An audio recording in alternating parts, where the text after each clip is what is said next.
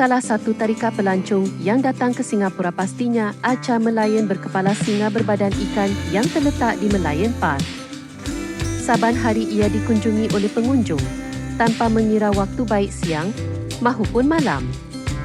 Nama Merlion berasal dari dua perkataan iaitu laut dan singa, di mana Arca yang berkepala singa dan berbadan ikan ini bukan sahaja merupakan ikon pelancongan, tetapi ia juga menyimpan sejarah panjang yang dikaitkan dengan asal-usul Singapura.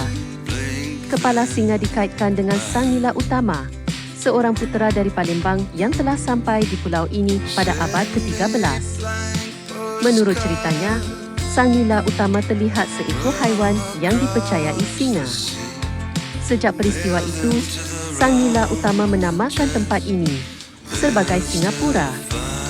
Dalam bahasa Sanskrit, Sima bermaksud singa dan Pura bermaksud bandar, kota atau negeri.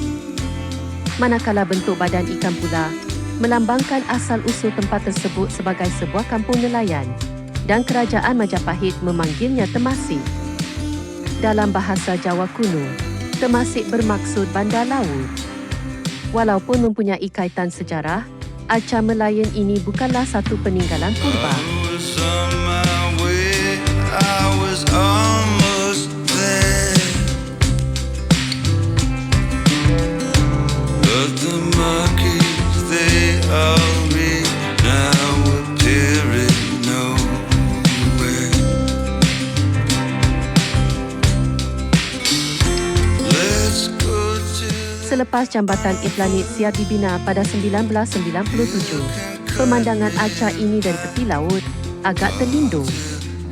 Pada April 2002, Merlion dipindahkan di hadapan Hotel Fullerton, sebuah kawasan yang kini dikenali sebagai Merlion Park menghadap terus ke Marina Bay. Arca Merlion yang kita saksikan hari ini berketinggian 8.6 meter dan beratnya kira-kira 70 tan, dengan pancutan air yang memancut dari mulutnya ke Teluk Marina, manakala bahan binaan asasnya adalah dari konkrit dengan rangka keluli. Sama ada anda ingin berlayar di sepanjang sungai menaiki bot atau berjalan kaki menyelusuri tepi sungai Singapura, ia sememangnya berbaloi untuk diterokai.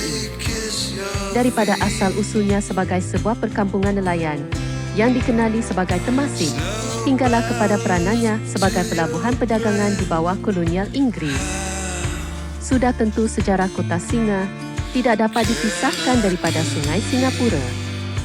Selain Arca utama, terdapat anak patung Merlion setinggi 2 meter di belakangnya. Pasangan ini membentuk pusat Merlion Park dan merupakan tempat yang popular untuk peluang bergambar dengan berlatar belakangkan Marina Bay Sands atau bangunan CBD.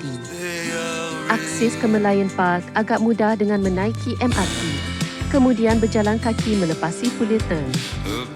Dari Marina Bay Sands, kita juga boleh berjalan kaki di sepanjang persiaran kaki dalam masa kira-kira 18 minit atau menaiki laluan daun-daun dari Bayfront dan terus berjalan kaki ke Merlion.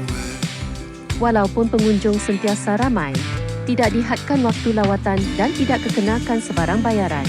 Ia dibuka sepanjang masa.